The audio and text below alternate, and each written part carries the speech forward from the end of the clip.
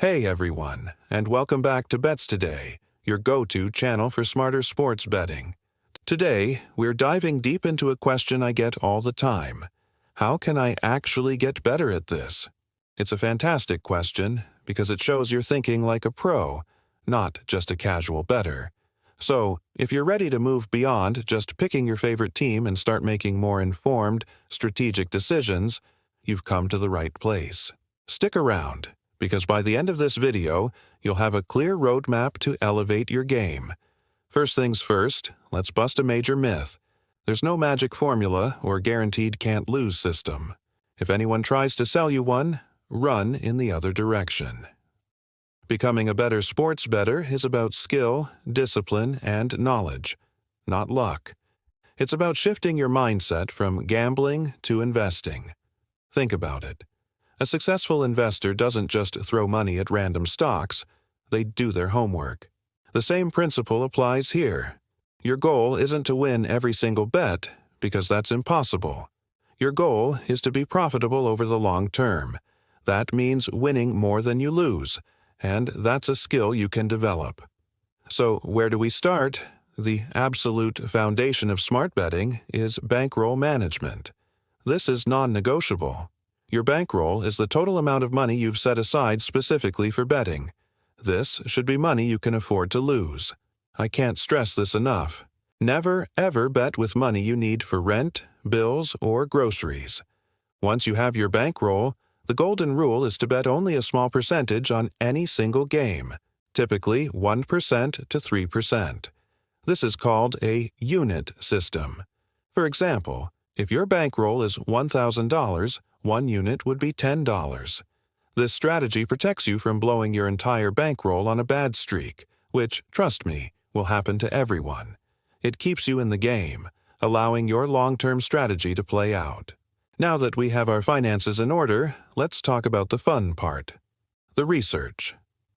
Surface-level knowledge isn't enough. You can't just look at a team's win-loss record and make a call. You need to dig deeper. What are their recent trends? How do they perform at home versus on the road? Are there any key injuries? Even things like weather conditions or internal team drama can have a huge impact on the outcome of a game. Don't just look at the two teams playing each other. Look at their recent opponents. Did one team just have an easy schedule while the other faced top-tier competition? This context is crucial. Your goal is to find an edge, a piece of information that the general public might be overlooking. This leads us to one of the most important concepts: finding value. Value betting isn't about picking the winner, it's about finding odds that are more favorable than they should be. Let me explain. The odds set by sportsbooks imply a certain probability. For example, odds of 1/100 in American odds mean there's a 50% implied probability. A value bet exists when you believe the true probability of an outcome is higher than what the odds suggest. If you think a team has a 55% chance of winning, but they're being offered at odds that imply a 50% chance, that's a value bet. This is where your research pays off. You're essentially saying, I've done my homework, and I think the sportsbook has this price wrong. Finding value is the core of long-term profitability. To find value, you absolutely have to shop for the best lines. If you're only using one sportsbook, you're leaving money on the table. It's as simple as that. Think of it like shopping for a new TV.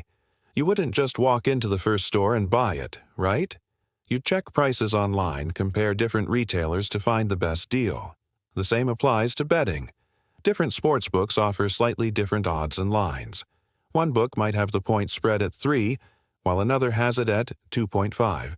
That half-point difference can be the deciding factor between a win, a loss, or a push. Having accounts at multiple sportsbooks is a professional-level move that allows you to consistently get the most favorable odds for the bet you want to make. It's a simple step that significantly impacts your bottom line over time.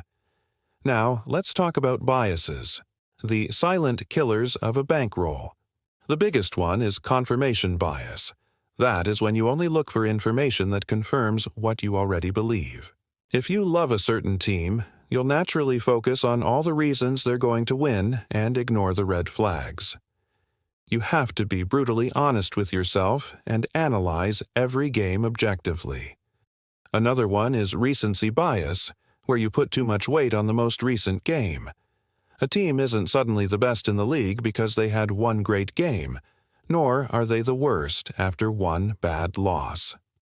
Look at the bigger picture and larger sample sizes. Being aware of these psychological traps is half the battle. Learn to bet with your head, not your heart. A practical tip to help with this is to track all of your bets. I mean every single one. Use a spreadsheet or an app. Record the date, the sport, the teams, the type of bet, the odds, your unit size, and the result. And, most importantly, write a short note about why you made that bet. What was your reasoning? This might seem like tedious work, but it's an absolute goldmine of information. After 100 bets, you can go back and analyze your record. You might discover you're incredibly profitable when betting on NFL underdogs, but lose money consistently on NBA favorites. This data allows you to identify your strengths and weaknesses. You can then double down on what works and cut out what doesn't. You can't manage what you don't measure. Another key to advancing your skills is specialization. The world of sports is vast. It's nearly impossible to be an expert on the NFL, NBA, MLB, NHL, college sports, and European soccer all at once. Pick one or two sports, or even a specific conference or division within a sport, and make that your focus. By narrowing your scope, you can gain a much deeper level of knowledge than the average bettor or even the odds makers who have to cover everything. You'll start to notice subtle trends and nuances that others miss. This is how you develop a real, sustainable edge. Be a master of one trade, not a jack of all. Finally, remember that this is a marathon, not a sprint. You will have losing days, losing weeks, and maybe even a losing month. It happens to every single professional bettor. The key is to not get discouraged and to stick to your strategy. Don't chase your losses by making bigger, desperate bets. Don't get overconfident after a winning streak and start abandoning your unit system. Discipline is what separates the winners from the losers in the long run. Trust your process, keep learning, keep refining your strategy, and stay patient. If you implement these principles, solid bankroll management, deep research, line shopping, tracking your bets, and maintaining discipline, you will, without a doubt, become a better and more profitable sports bettor. Thank you so much for watching all the way to the end.